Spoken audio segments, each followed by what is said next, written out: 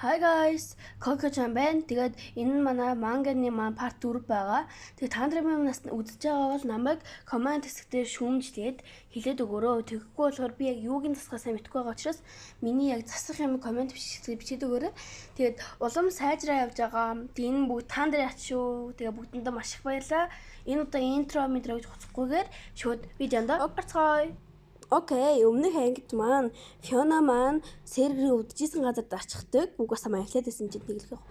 Фиона хэлдэг чи эрчим дэмжлэгээтэй байгаа. Тийм учраас ямар нэгэн газар чи өвдөж зовоордох юм бол бушуухан хэлэх хэрэгтэй гээл байдсан чинь сервер чи битээр огтуулж байгаагүй анхуд болсон яг юм ачаашлаад байгаа гэдгсэн чинь манай Фиона гэрэл цэцруулаад чи намайг аварсан шүү дээ гээд амар хөөрхөн хэлсэн чинь сервер юу яриад байгаа нь би тэгээгүй гээд өгөөсгээд байж идэм аа. Тэгсэн чинь гаднаас хүн алхаад ороод ирэхээр манай хоёр бүр гайхаад тэгсэн чинь манай Хелангун байдаг. Тэгэл Хелангун орж ирэнгүүт ашиг бахраал чам шиг бацаана гэртээ харин дагуулж ирэх болоогүй байна гээд амар гүргүн би ингэж гэж амар хөрцөө. Хелангун амар хөрхөн байгаа зү. Тэгсэн чинь манай Фиона маань хар юм бишээ хүү гэж ялгаа юу байна гээд Фионаг мань загнаад харин манай Фиона маань муухай аштайх шиг байна. Үүнээс цааш асуудлыг томруулах хэрэггүй. Та яагаад энэ байгаа юм гээд Хелангунгаас асуудаг. Манай Хелангун серверөө зааснаа энэ зөвлөгөөс олж гээд амар хөөрхөн хэлсэн чинь намайг эзгээ оогоор ахад нэг хоолны сан нэгээр нэмэгдчихээ гэхэд манай Фиона ахад гэхээр нэг юм би байх нэ гээд амар хөөрхөн энэ хоёр яг аав ах хоёр шиг. Тэгээд амар хөөрхөн ярьслээс хэлэхгүй байхгүй. Тэгээ манай Фиона тэр миний өрөөнд имжлүүлж байгаа юм аа гэд Хелангунд тайлбарладаг. Хелангунд гэсэн чинь манай Фионагийн толгоон дээр гараад байсан амар хөөрхөн та энэ зургийг хараарай. Ханаас ирсэн юм манайхны нэг биш болтой гэд хэлдэг. Манай Фиона серверийн хариалт мэдийн талаар нухацтай бодож байгаагүй юм байна гэж бодож тэгсэн чинь сервер Карл хөсний зэрэг гэж өөрийгөө танилцуулдаг. Хелангун хөсний зэргийн ийм бацаан одоо үед авдаг болчихоо юу гэсэн чинь манай Фиона тэр бидний хэлэхгүй биш юм шиг байна гэдэг амар хөөргөө танаас нь хэлждэг юм аа. Тэгсэн чинь эдэн дундгийг юм хөнөн байдал үсээд тэгээ манай Фиона ч хэнд нь энэ хүн бол Apple Хелон гэж тайлбарлаж өгдөг. Манай сервер энэ хүн ч гэсэн намайг холох гэж байгаа юм байх та гэснээ гүнтэй ингээд дууддаг.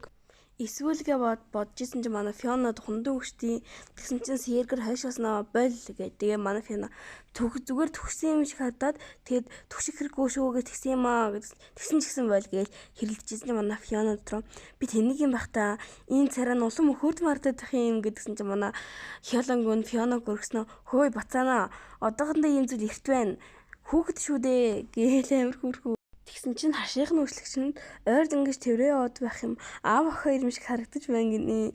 Яг тийм шүү бэсэг гэж бодцоо их нэраа гээл. Яг хоёулаа айтхан цайвар устай болохоор тэгж байгаа юм болоо гэж чинь манай хоёр Фиона тэрийг идэх хүртэл энэ байлгач болох уу гэд Хелангунгаас асууж ядаг. Гэсэн чинь манай Хелангун чиний гоож би анхны зүйл шүү гэд нэг жоохон уурлаад идэг.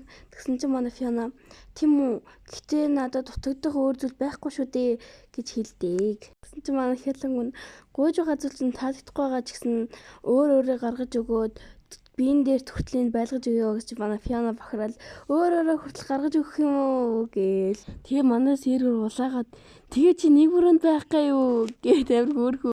Юу вэ чи ямар том охин болсон билээ дээ гээд манай Фиона дотроо дөнгөж уулзчаа надад дургу болох нэ би тэгтэл ядаргатай загнаагүй дээ гэж бодож манай Фиона би серверт энийг нэг тайлбарч шаардлагагүй дээ тэгвэл тэр өсөн томроод эмгтэй гол дуртай уучраад дэлхийг аврах болохоор мэдээж би үнийг ихэнд сэтгэлээр ажих болно гэж бодоо байж яагаад манай Фиона Хелангунд маш их баярлаа. Би ажлаа илүү сайн хийнэ гэдгсэн чинь манай Хелангунд болно. Одоо ч гэсэн хангалттай байгаа болохоор гээд амин хөөрхөө.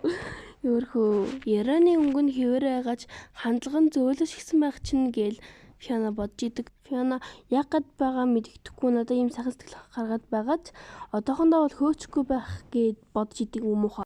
Жоох юм байж санаалдаад гэдгсэн манай Фиона бүх зүйл хэцүү байна гэдгсэн.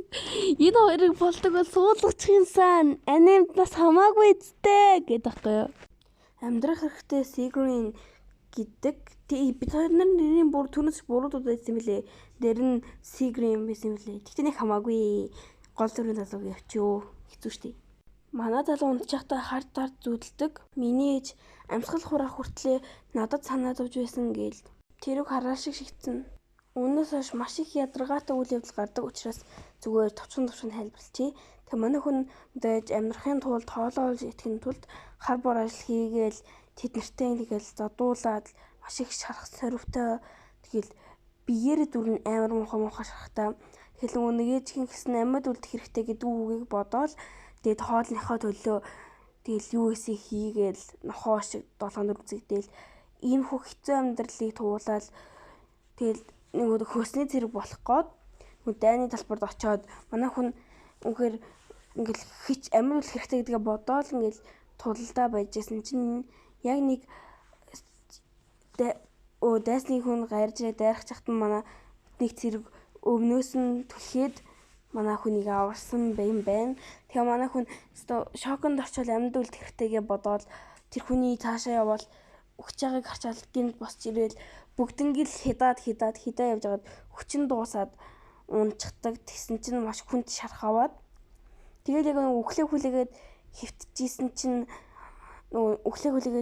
манай хүний одоо эцэст нь үхнэ гэж бодоо байжсэн чинь манай гол дүр маань нөгөө нэг өөрг нь аварсан цэрэг өмнөх амьдралынхаа хэцүү бүгднийг бодоод хэвтээл яг одоо эцэст нь үхэндээ гээл байжсэн чинь манай гол дүрийн нөхөн авраад тэгэл нөгөө нэг үхэх гэжсэн хүн чинь гинт амир гэрэл гэлвсэн газар сэрээд гайхсан юм байна.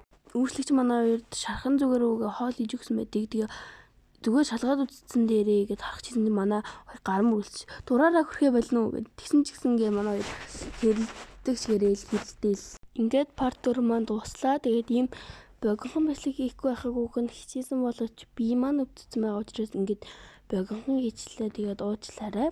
Тэгээд заавал комент болон лайк болон subscribe дараад комментэн дээр намайг шүүмжлээд намайг засаад өгөөрэй. Тэгээд баяртай.